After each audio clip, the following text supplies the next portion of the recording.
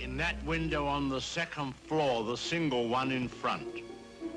That's where the woman was first seen. Let's go inside. The legendary Sir Alfred Hitchcock, as seen in a special film he made to promote his classic thriller, Psycho. The style is typical Hitchcock, discussing murder and mayhem with civilized charm. You see, even in daylight, this place still looks a bit sinister. Now, it was at the top of these stairs that the second murder took place. She came out of the door there and met the victim at the top. Of course, in a flash, there was the knife, and in no time, the victim tumbled and fell with a horrible crash. I think the back broke immediately. It hit the floor. It's difficult to describe the way that the twisting of the well, It has been over 2 decades since movie audiences were shocked by the suspense Hitchcock generated in this picture. Many still think twice about taking a shower, including the actress who took this one. I don't like to take showers. That's the truth. I tub. And if I forced to, if that's the only way, I mean, to say that where I am only has a shower, has to be with the door open and I have to be able to see out. I cannot be closed in with either a curtain or a door, glass door, because I'm scared. Now, 22 years later, a sequel to Hitchcock's classic has been produced. When the idea of a Psycho 2 was first discussed, there was a great deal of skepticism, especially from the actors who starred in the original film. I generally do not like sequels. Hitch had just died fairly recently, and I could have a vision of him turning over in his grave. Well, I think at first it appeared to be the kind of picture that could have no sequel, could have no second act, as it were. Thanks to an extraordinary script, both Anthony Perkins and Vera Miles returned to their original roles. Your Honor, my name is Mrs. Lila Loomis.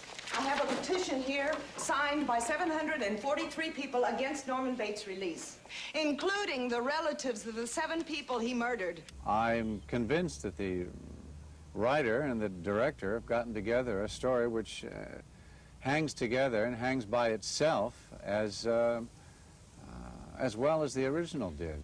Obviously, the heaviest responsibility of all rests on the shoulders of Richard Franklin, a young Australian director making his first American film and a lifelong student of Hitchcock's. The most unique thing to me about Psycho, and I hope we've captured the same thing, was the tone of the original film. Norman Bates didn't even know he was a killer, and we felt great sympathy for him. And I think we still do today. Are you satisfied, Doctor? Turning a murderer loose on an innocent public? Mrs. Loomis, Norman was not convicted of murder. He was found not guilty by reason of insanity.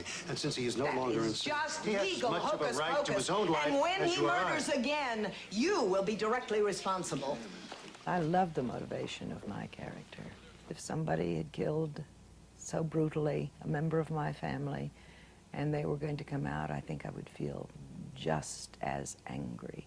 In making a sequel to Psycho, it was essential that the director understand what made Hitchcock's films work. Franklin does. Shock and horror, he thought, was okay, and he used it very occasionally. Hitchcock believed in telling you what was going to happen and then letting you sweat about it. Suspense was literally telling you how something was going to be resolved and then letting you wait for it to be resolved.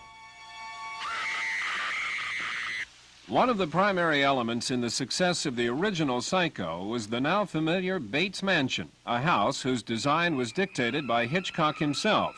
Today, it's one of the major attractions on the Universal Tour.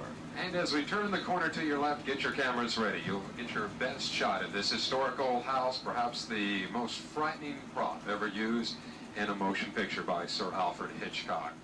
For Psycho 2, the house was reactivated and relocated. Hilton Green, producer of the sequel, was a longtime associate of Hitchcock and assistant director on the original Psycho. The exterior of the house is the original.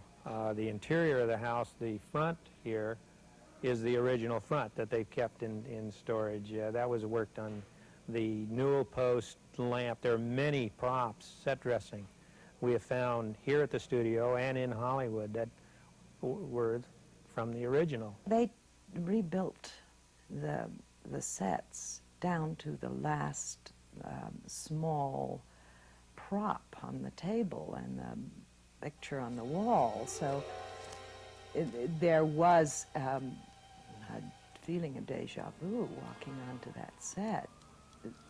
That 22 years earlier, sitting right around the corner was the chubby man, and it was a strange, eerie first few days on that set. It's starting again. It's a 10. The role of Norman Bates is a 10. You can't be. I mean, if you're making a psycho movie and you're playing Norman Bates, well, you've just got to be having a great time. It's the best part. It's just what it's all about. I really love it. For all involved in the making of Psycho 2, there has been one overriding concern: to make a sequel that lives up to the standards of Alfred Hitchcock. Director Richard Franklin thinks they have. It's a story that I think Hitchcock would have enjoyed. It's just a logical extension of the first story. Norman is released from the hospital and brought up to the house here by his psychiatrist, and says, you know, you're on your own, and call me if you get into any trouble. And that's how it begins.